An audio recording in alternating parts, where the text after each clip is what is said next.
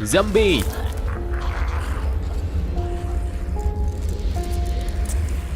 Thây ma. Hay sát sống.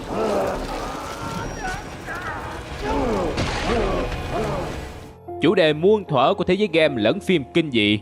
Và thật vậy, trong một tác phẩm lấy đề tài sát sống thì trung tâm của sự chú ý, chúa tể của mọi ánh nhìn sẽ là cái đám thây ma gớm ghiếc đó. Về cơ bản, cho những bạn chưa trải sự đời thì thây ma là những sinh vật đã từng là người nhưng vì một tác nhân nào đó, ví dụ như một chủng virus độc địa có tốc độ lây lan chóng mặt, xâm chiếm, giành quyền kiểm soát cơ thể, rồi từ đó vật chủ bị kiểm soát sẽ dơ hơn. Ý mọt ở đây là thi thể bị lây nhiễm sẽ trở nên thối rữa, lở lối, bốc mùi và tánh chóa hơn khi đụng ai cũng phập. Zombie tồn tại trong các tựa game lâu rồi, mãi cho đến khi lão đại Resident Evil ra mắt thì những con zombie trong game mới thực sự bắt đầu được chú ý lại. Không chỉ dừng lại ở mấy cỗ thi thể ham ăn thích cắn hội đồng, bọn chúng còn có rất nhiều các biến thể được tạo ra và không ngừng được các bộ óc thiên tài trong làng game cải tiến và đưa vào các sản phẩm của họ để thỏa mãn đam mê đi hành hoặc ăn hành cho anh em. Và cứ thế chúng ta có những loại zombie đời mới còn gớm ghiếc hơn các thây ma thông thường. Chúng có thể mạnh hơn, nhanh hơn, sống dài hơn, nguy hiểm hơn và chơi dơ hơn. Mấy cái con pet hoang dại này bình thường nhìn trong game đã thấy nó dơ lắm rồi, nhưng một tôi chợt lóe lên một tia sáng chói lóa trong bộ óc đen tối của mình rằng nếu các nhà sản xuất không chỉ muốn tụi zombie dơ mà còn muốn tụi nó phải bấn bựa nữa thì cái kết khấm hơn mắm nào đang chờ đợi chúng ta khám phá. Chà chà, nghe có mùi rồi đó. Thôi thì một tôi xin lan tỏa mùi hương này đến các bạn. Chúng ta hãy cùng điểm qua những zombie vàng trong làng chơi dơ ngay trong video ngày hôm nay.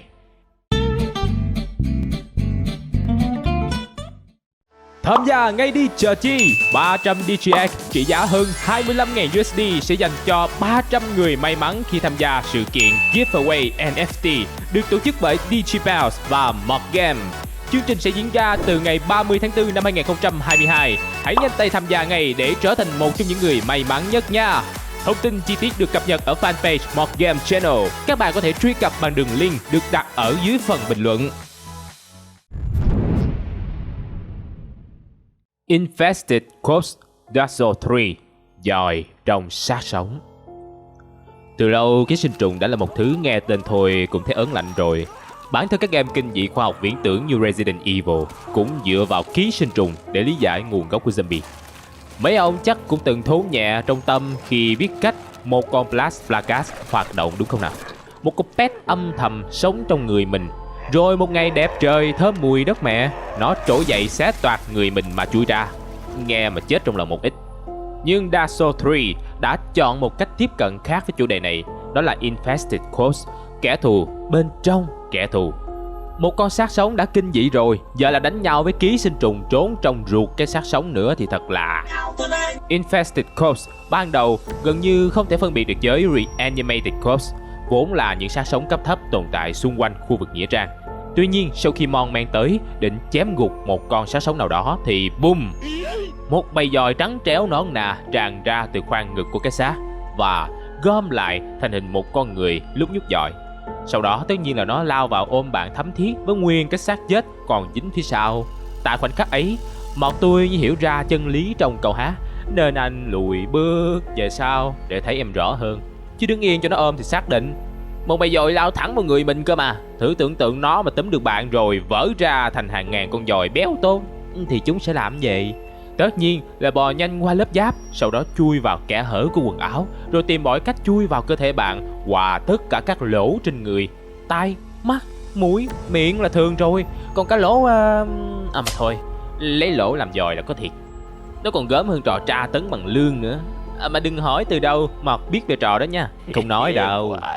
Nhìn chung, ý tưởng về Infested Corpse đến từ sự kết hợp giữa hình ảnh dòi ăn những xác chết thối rữa và ký sinh trùng đeo bám trong cơ thể con người sống.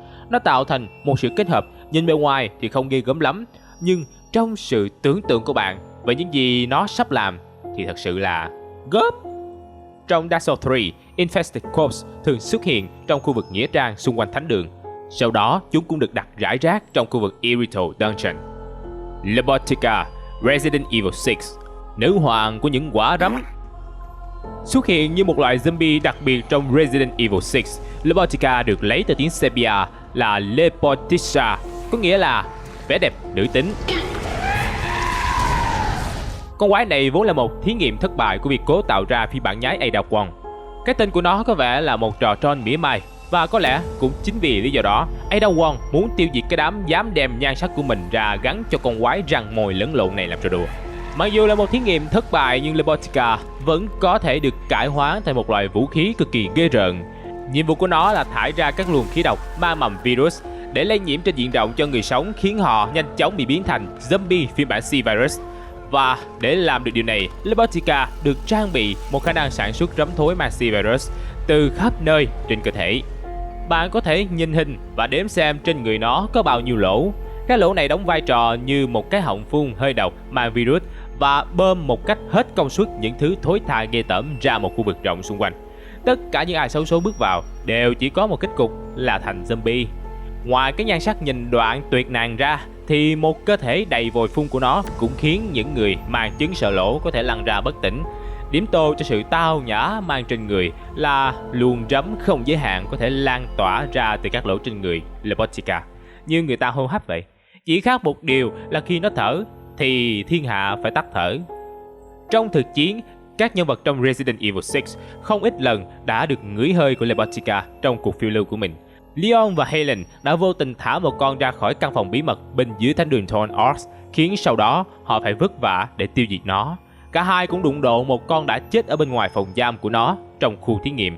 Sau đó, cặp đôi này lại tiếp tục đụng độ một con còn sống khác trong khoang lái của chiếc máy bay đang bay tới Lancian. Họ đã phải dồn nó vào khoang hàng rồi thả cho rơi xuống đất chết. Jake và Sherry ở đợt lây nhiễm tại Lancian đã gặp phải xác của con quái này trên mặt đất. Như vậy có thể thấy Leon và Helen là những kẻ đen đủi nhất khi phải chịu đựng những con Lobotka còn sống, sung mãn trong tình trạng thừa sức xả thả cửa cho mà ngửi. Guardian Dead Space Series, ông trùm hầm xí. Bà mẹ, nghe cái tiêu đề chắc quý bạn và các vị đều kích thích thị giác đã đời khứu giác hết rồi chứ hả? Nói trắng ra là thốn con mắt banh cái lỗ mũi rồi. Đúng vậy, bạn đã hiểu cái tôi muốn nói tới rồi chứ. Để cái nội dung này không bị YouTube lôi đi khử trùng thì tôi đành phải để cho trí tưởng tượng của các bạn bay xa. Quay lại với vấn đề, Dead Space rõ ràng là một series game kinh dị cực kỳ nổi tiếng và thành công.